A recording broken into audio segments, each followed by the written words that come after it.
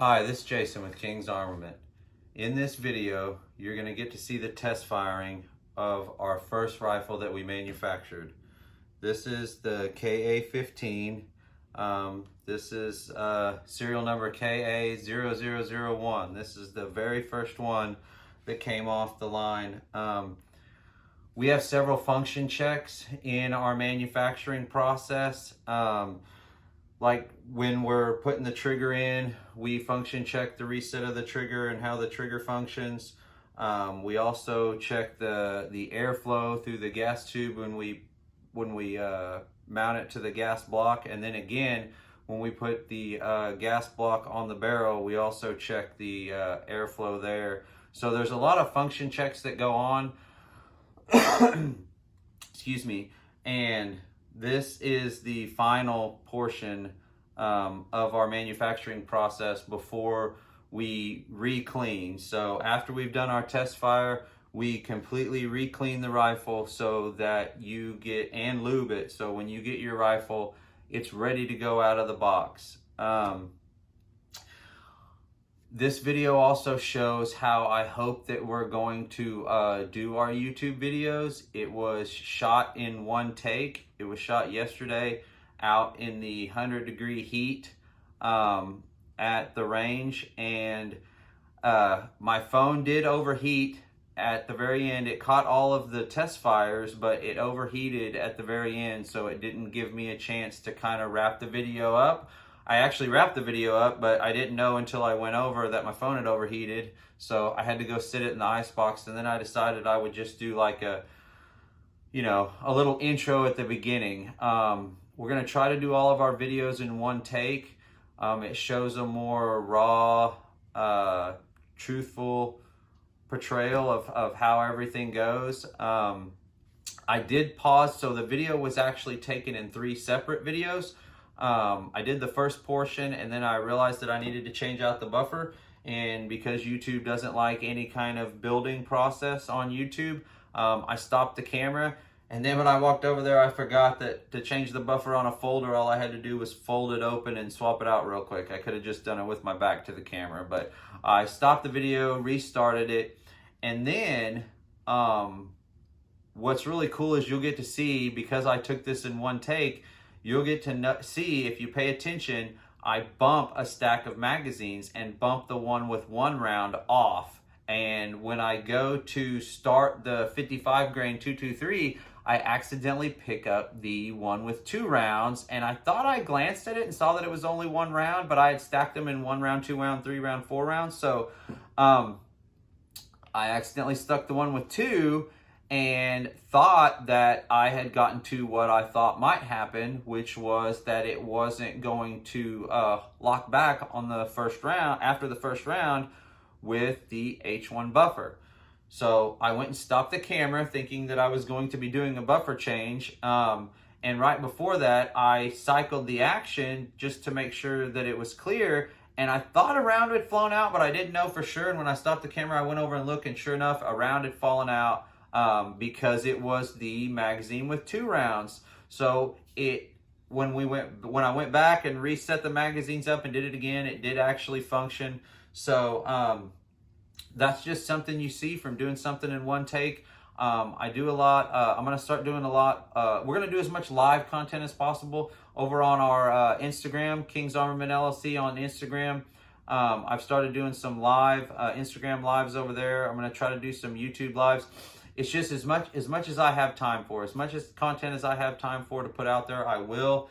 I've got some stuff I'm thinking about rifle lights, different rifle lights, and some different EDC lights. And just the other day, I did an Instagram live unboxing my new EDC knife.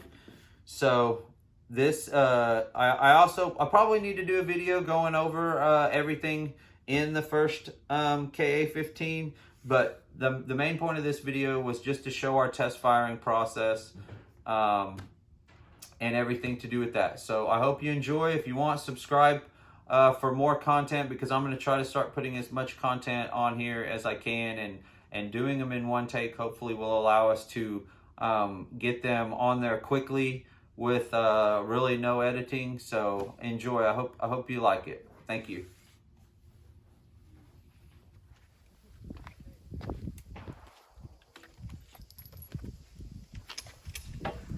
This is Jason with King's Armament. I'm out here at the Lexington Wildlife Management Range on a nice hot Sunday afternoon. Came out today to do some test fire and function check on newly manufactured rifle that I finished. I'm going to be going through the process of making sure that everything cycles good. The headspace was pre-checked during manufacturing, so I'm going to go through the process of starting with some 62 grain 5.56, starting with one, making sure that it fires correctly, checking the ejection pattern and making sure it locks back, and then we'll progress to two, making sure that it fires and then cycles the next round and then locks back on two, and then we're going to do it another time with three, and then finishing out we're going to go with four. And the reason is when it could potentially cycle with two or three. The main reason is the spring is at its weakest. The spring is weakest when there's the least amount of rounds. So when the magazine is really full, it's pushing that round up really quickly. So we're making sure that the spring and buffer are adequately giving enough time for the bullet to come up and to chamber the next round. So I figured I would do it with you guys, and after we do the 62 grain, we'll move on to the 55 grain. The main purpose of the 55 grain is the majority of people will practice and shoot with the cheapest available ammo, and that currently is 55 grain 223. So go with that next. And what we're trying to ultimately accomplish is the best ejection pattern with the lightest recoil. So right now we have an H2 buffer in here. If necessary, to make sure that we cycle correctly with the 55 grain, we'll come down to an H1, and then even if necessary, just a regular carbine buffer. So we'll watch all those things as we're going along, and make sure that when we're done we have a really good tuned rifle, and if necessary address any issues along the way. In manufacturing, like I said, I checked the headspace. I checked the gas port size with a pin gauge, and proper gas tube installation and proper hole alignment with the gas block. So everything manufacturing wise should give it the best opportunity to do everything that it should, but you know, you never know until you get out and do it. So why would you do this with your new rifle? A bunch of instances. So if you're a builder and you change a barrel, say someone comes to me with a rifle I've built and they've put 10,000 rounds through the barrel, and the groups are starting to open up and they want a new barrel. We would do test fires after that. I would put a new barrel on. I would also change the bolt, because anytime you put a new manufactured barrel in, you want to change the BCG. So if you're at home changing your barrel out, test firing is a good thing. Anytime you buy a newly manufactured rifle, you can't assume that the manufacturer you purchased it from did proper function checks. So you'll want to go out and perform the same process with your rifle, just to ensure.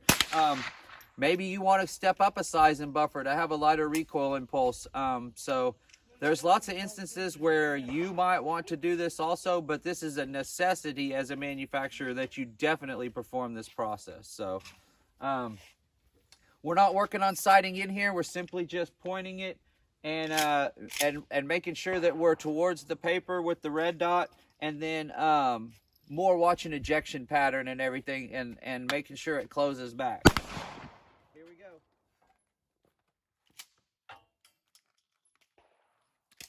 We're going to start with one round of the 62 grain 5.56.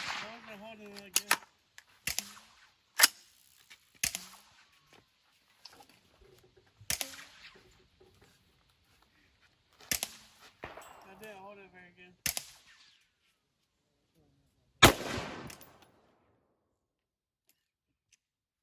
So in that case, Yeah. it fired just fine, but it did not lock back.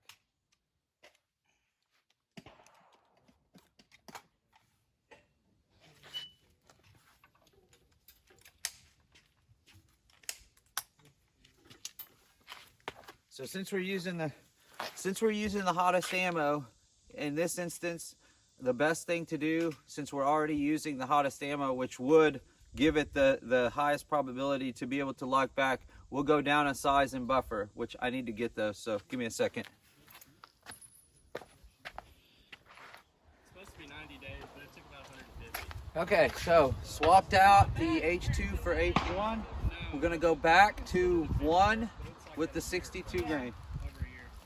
Yeah. But I followed that 22 suppressor and this one, and got them back like 2 weeks apart, which is even weirder.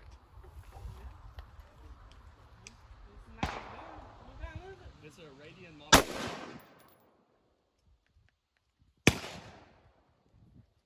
So, with dropping from the H2 to the H1, it locked back on 1. It ejected about where we wanted it to, so we'll move on to 2.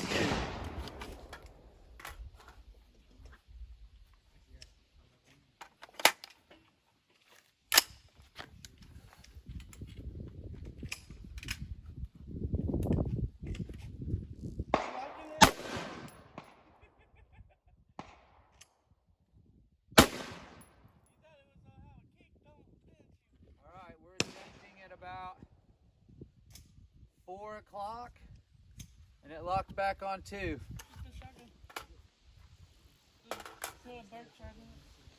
Gonna move on to 3 of the 62 grain.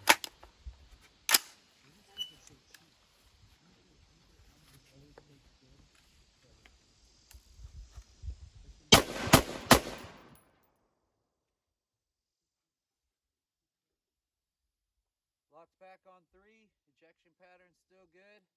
Gonna move on to 4.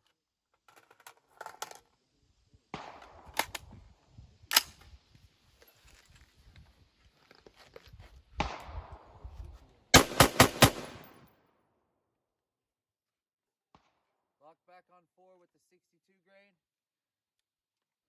We could call that done if this was gonna be our rifle and all we were ever gonna shoot out of it was 62 grain.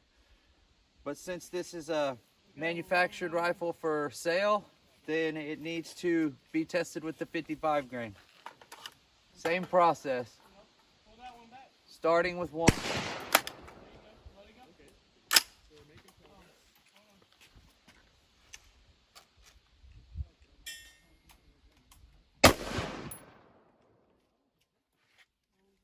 So, the reason why we do this, 62 grain cycled just fine all day long. So, with this 10.3 inch barrel with the crane spec gas port, that's a historically small gas port size, which generally would be meaning that the majority of the time you have a suppressor which would increase that back pressure to get that bolt to go back. So until someone decides to maybe add a suppressor to this or something, we're going to need to drop down to the carbine buffer, especially since we also have the folder on it, which adds a plug to the back of the BCG, which is just one more element. So we're going to have to drop all the way back to the carbine buffer in this instance to ensure reliability with 55 grain.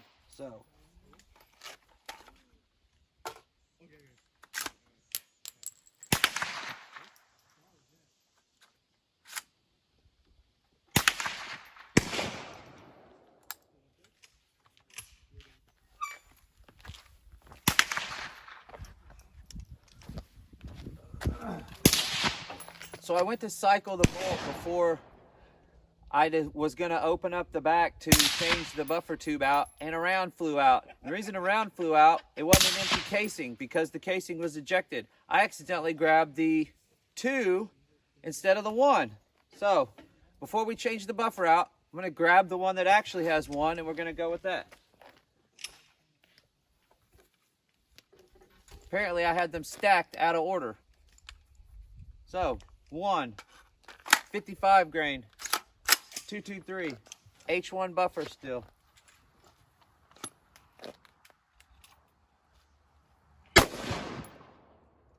Okay, good thing I noticed that because it cycled with the H1 buffer, 55 grain, 1 round. Now we'll move on to 2.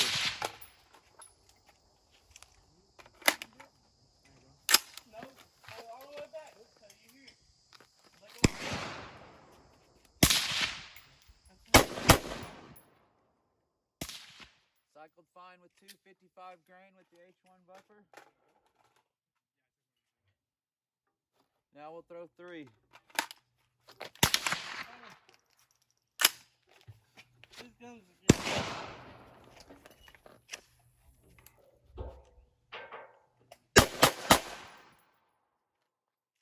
55 grain, 3 rounds, just fine. Last one, 4.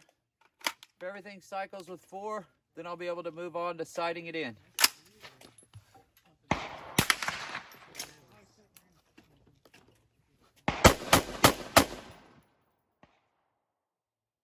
Everything cycled with 4. So, at this point, we're going to conclude the test fire and function test.